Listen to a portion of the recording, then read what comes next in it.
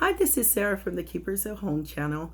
So today something a little bit different. First of all, I haven't posted in a long time, but I'm back and I have lighting. I'm not in the dark anymore. I'm trying to step it up with this channel to deliver you quality content. Probably when I first started, it was like right after I gave birth to my son. So I would record videos when he was napping or when I could get away and I didn't have anything of a studio or remotely resuming a studio setup. But I'm really trying to make the picture look better, make the sound look better. So like, share, and subscribe to the channel. And by the way, this video is brought to you by WNC DNA. It's a paternity testing service out of Western North Carolina, but we serve the whole United States, providing you with paternity tests, affordable paternity tests. Okay, so let's go ahead and begin. So I had my son in 2021. Before I get started, I have really bad morning sickness throughout the pregnancy. Is persistent. With my first child, my daughter, I probably could have been hospitalized with dehydration several times looking back on it, but severe vomiting, nausea, persistent nausea up until 20 weeks, and it got a little bit better with my daughter. But with my son, I was nauseous throughout the whole pregnancy up until about 36 weeks. So a large portion of the pregnancy, I have a hard time gaining weight. This is very important because this will reveal certain things about the whole pregnancy process. But I started going to a midwifery out of Western North Carolina. We're in a maternity ward desert. That means there's not very many facilities within close distance to home. The closest one is about 30 minutes away. The midwifery was an hour away. With my daughter, I drove an hour. And so as soon as you feel the contraction starting, you pretty much have to get in the car, and you could park it outside of the hospital or rent a hotel room outside the hospital to labor if you're not dilated far enough, but you have to get in the car. So this is a situation with living in a rural area. So I had been going to this midwifery. They were under strict COVID protocol. He is a COVID baby. And so most of the appointments took place out of the back of my vehicle, out of my van. And it was during the winter time for a large majority of the pregnancy, but I had a great experience with my daughter going to a midwifery, and I wanted that same experience again. I didn't want to be in a hospital room. I just wanted if you haven't researched birthing centers, they're like spas. So I wanted that kind of experience. And so I would go, and I just noticed throughout my visits, they started getting sloppy. They wouldn't take my fundal height, which is a tape measure of the length of your belly to see how big the baby's growing. They were missing some of my measurements. And so towards almost the end, I would say about 32 weeks, I go to my doctor and I said, you know what? I've been having a hard time putting on weight. I just want to make sure my son is okay. And so they sent me to an appointment where they took an ultrasound. I didn't know it at the time, but ultrasounds beyond, I believe, and I will link the research that I've done in the description box, but beyond 37 weeks are not accurate at all. This is not something you would base delivery decision on. The last couple weeks is really inaccurate, and all the research says so. And so they had measured my son, and they said his belly measurement was off. Now, when you're in this medical system, this maternity health care, there's going to be a point where they give you the vaguest diagnosis of something. This is called the finesse. They're going to give you something to finesse you. And if you're looking for a natural birth, this is going to be the thing that will derail it. Either your baby is measured too big, your baby is measured too small, or some vague diagnosis, something that cannot be proven or disproven. So they had diagnosed my son with IUGR, specifically around his belly.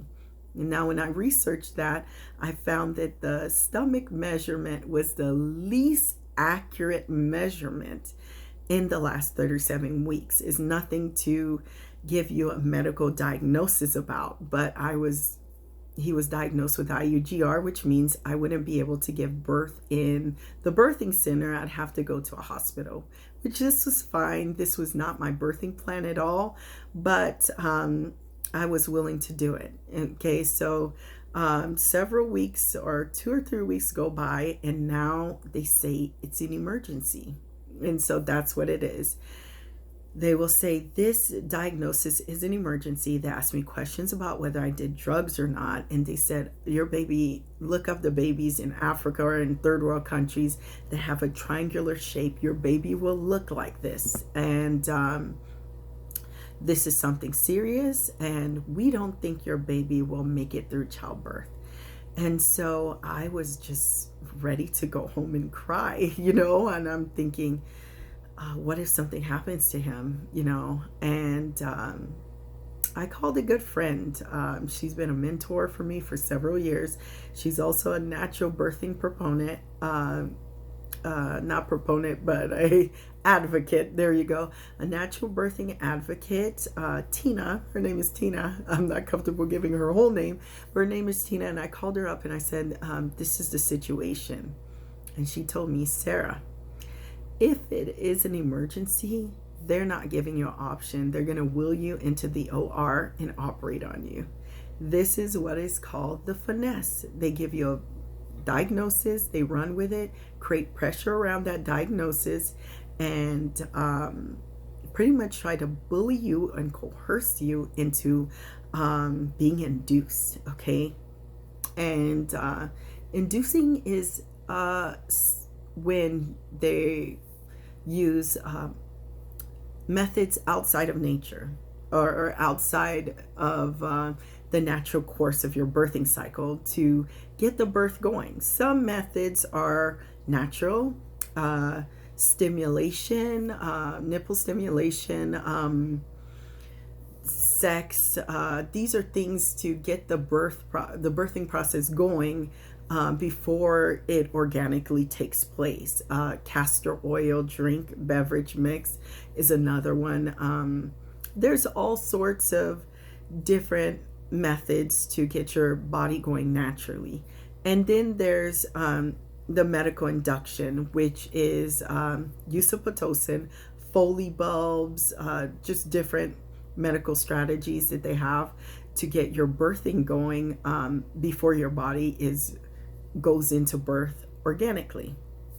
Okay, so this sets the place for the intervention roller coaster.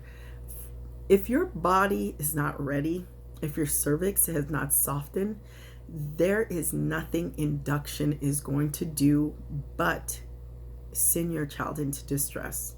Okay, so I tend to have longer pregnancies. My first daughter was born after about 41 weeks and 6 days, almost 42 weeks. Okay, I could have been wrong on my calendar, but with my son, I marked it on the day. So I knew for sure. I was able to give the doctor the correct date of when my first missed period was. And so I went with him 40 weeks and 5 days. So if my cervix have not ripened by week 38 or week 39, which is what they recommended, the only thing is going to happen is with inducing, it artificially places your body in the birthing process. But if you're a math nerd like me, your body naturally will start at 0 or at the origin and will pick it up. But induction places your labor starting up here, and then it's very, very sharp. So it does run the risk of sending your baby into distress. Baby goes into distress, the vitals are elevated, time for next intervention. If it looks bad, time for a C-section, which that's a whole nother video that I will be recording after this. The importance of going into labor as interventionless as possible and why it's beneficial for your child. Now, if you are having a high-risk surgery, that is different. But if you are the average person that is been giving a vague diagnosis like IUGR, or your baby's too big, and babies have been too big and too small since the beginning of time. And another point is we're living in a country where people are eating more. And so if people are eating more, they're eating more fast food.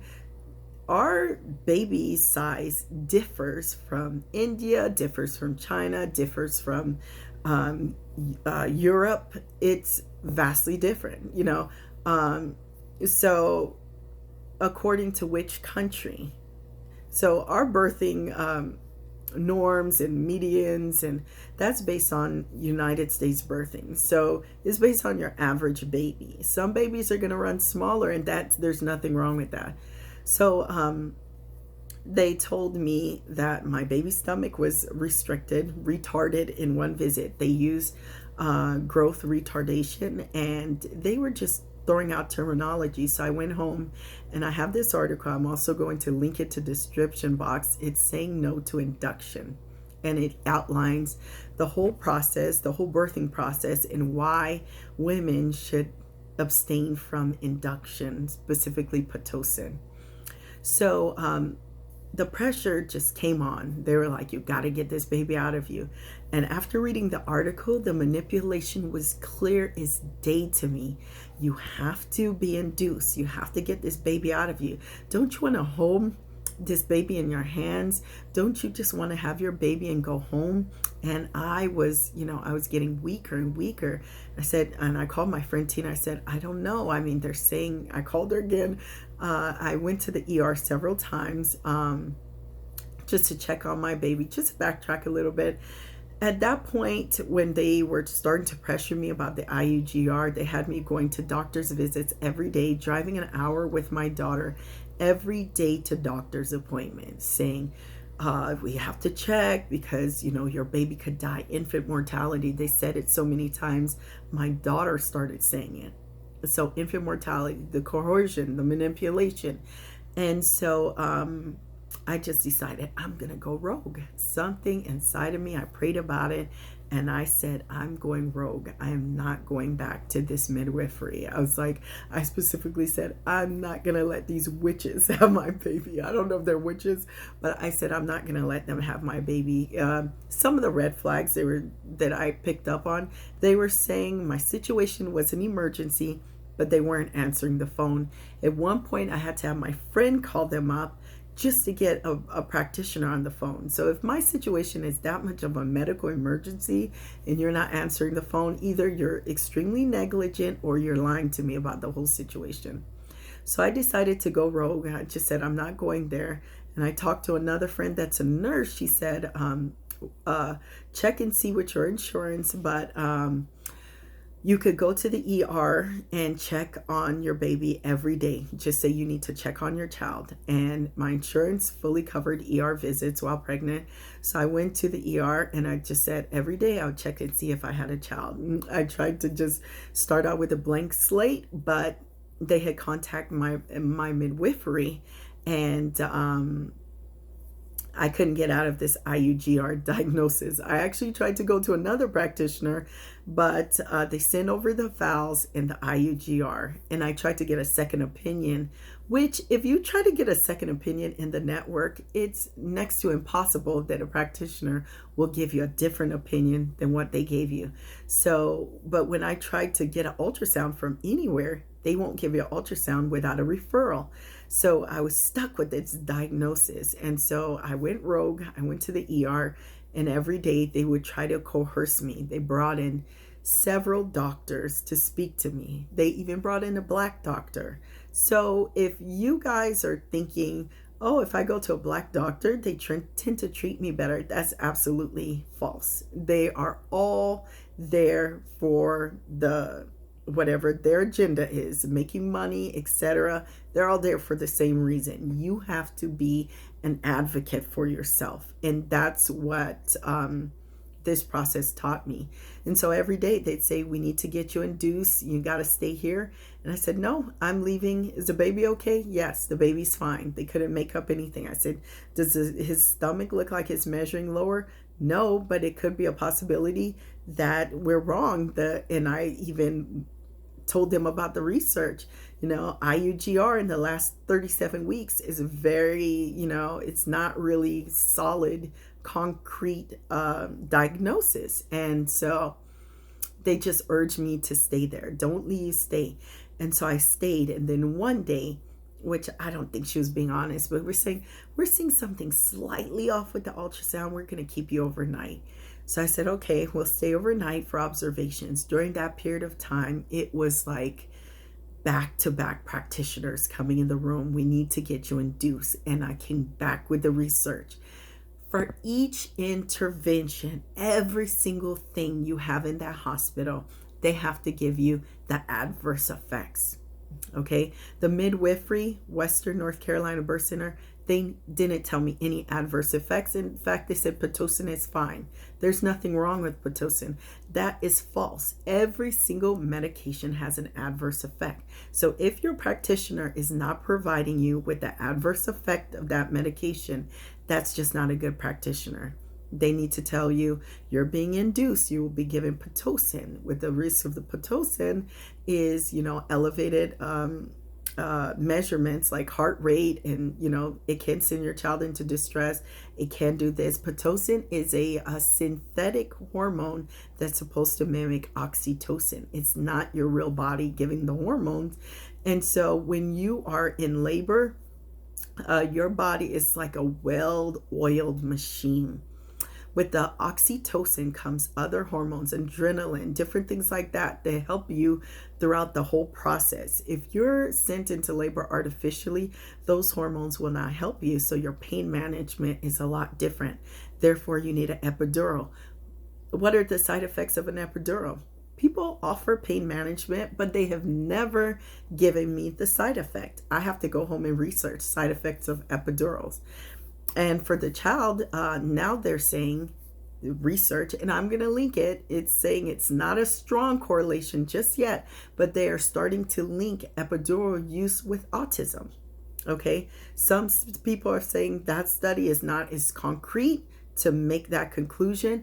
But the point is, you want to go interventionless. The less interventions, the better. So they offered me Pitocin. They're trying to beg me to get this birthing cycle going. And I said no. I called my husband on the phone. I still remember our conversation. I called Tina one more time. You need that friend that is an advocate for natural birthing, or just an advocate in general. And I called her up. I said, Tina, what do you think? She said, if your baby, she told me the same thing again. If your baby is at risk of dying, they don't give you an option. They just roll you into the OR. And that just stuck in my mind. And I went back to the article saying no to induction. I read it again. Doctor comes in saying, we need to induce you tonight. I said, hold on, before I make a decision, let me call my husband. And so we prayed about it. We talked about it. And I said, I just feel like this is not God's timing. It's not God's timing. And funny story, the doctor wrote it in my chart. I don't know if he planned on committing me or doing it against my will, but he wrote it in my chart like I was crazy. So the following day, I had a friend, and she told me about this birthing drink. Now, I rather not use any interventions at all. The birthing mix is with castor oil. I could also link that in the description box as well. But it's a mixture of castor oil, and it has champagne, it has almond butter, nectarine, nectar, or something like that.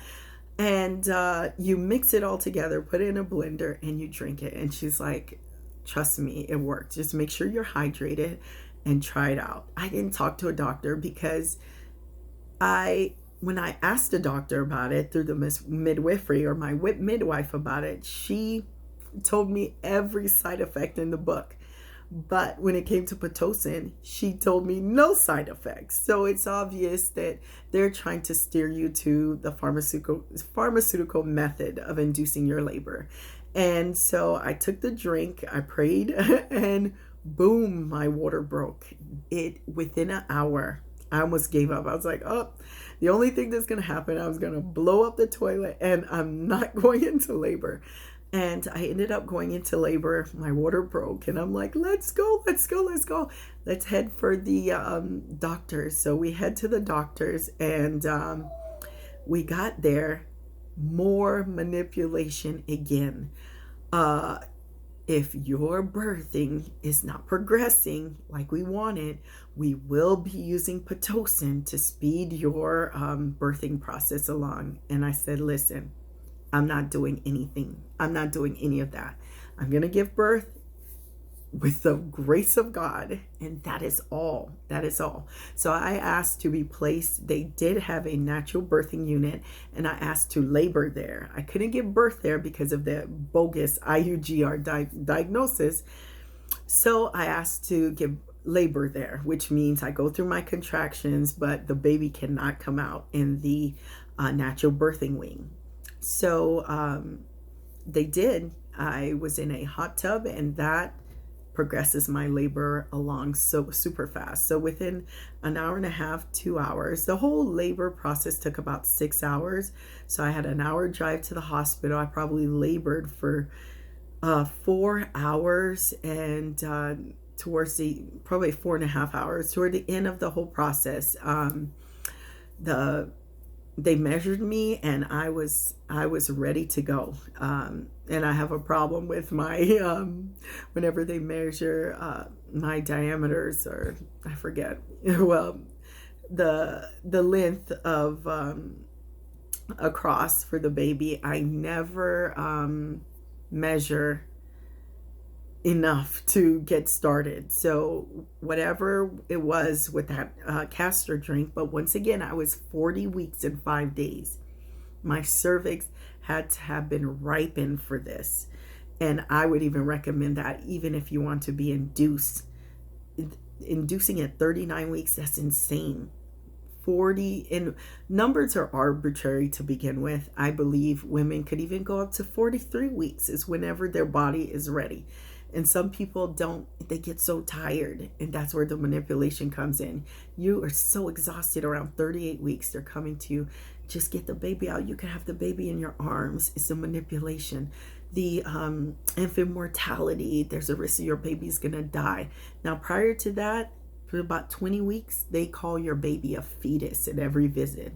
Once it passes the 20-week mark, which is the abortion deadline in most states, all of a sudden, it's a baby. You don't want to, and the manipulation ensues. You don't want your baby to die. Your baby. But when they're trying to see if you propose that option of abortion prior to the 20 weeks, it's a fetus, to disassociate yourself from your baby. But once it's past the 20 weeks, they could use the term baby to manipulate you. So I declined pain management. I labored in the room. And like I said, after about 5.5 hours, I felt the baby coming out. I felt Aaron coming out of me. And I told the nurse, I think the baby's ready. Well, I measured you and you were only at 9 centimeters. And I said, no, I'm pretty sure I could feel his head crowning. And sure enough, his head was crowning. So they had me turn around in the opposite direction. And I'm not sure if they had me do that because of what was going on. But they had me turn around in the opposite direction. And they started telling me to push. And so by about 3 pushes, he came out. And I said, can I, hold him above the umbilical cord?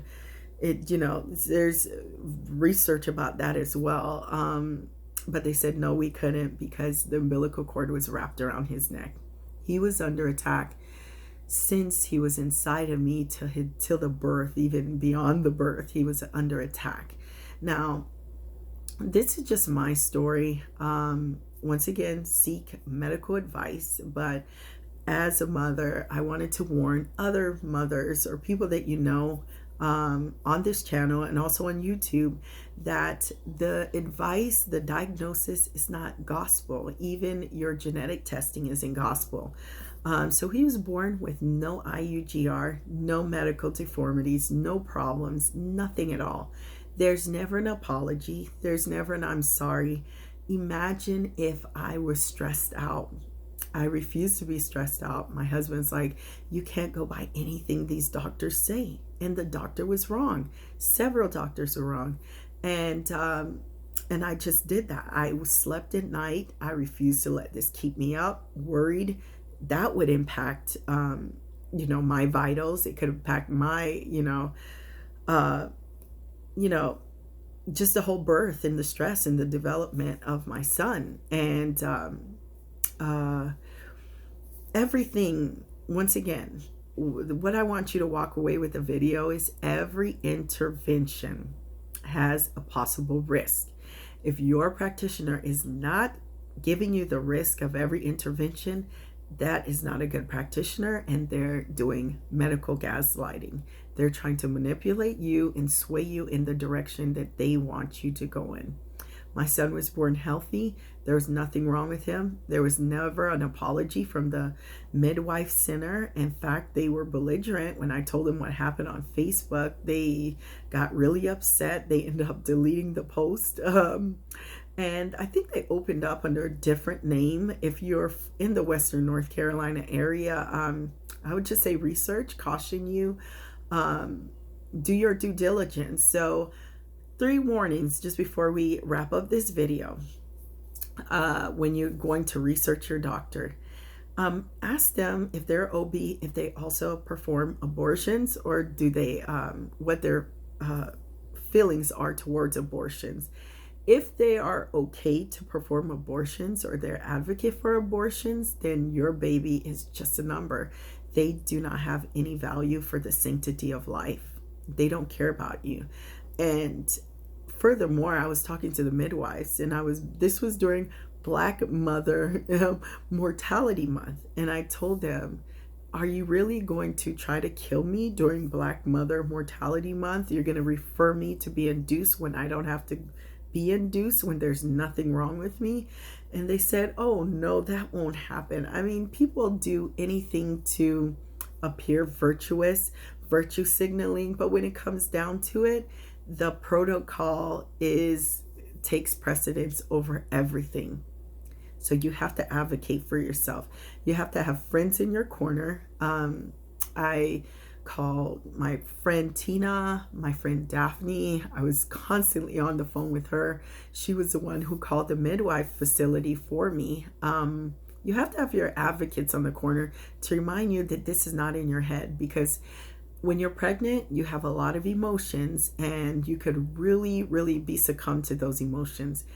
In fact, people, they look back on it and they say, well, I had to do this. I had to have this done, because if not, something probably would have happened to your child, and you simply don't know about it. That's like the people who were forced to be VXXED, or they say, well, if I didn't have it, it would have been way worse. Well, you can't say that if there's no way you could do a double-blind study on that, and so there's no way for you to know, if you don't comply, if it's going to be much worse. But one of the signs that I would say that if they're gaslighting or not, if they give you an option, your baby is going to die if you don't choose this option.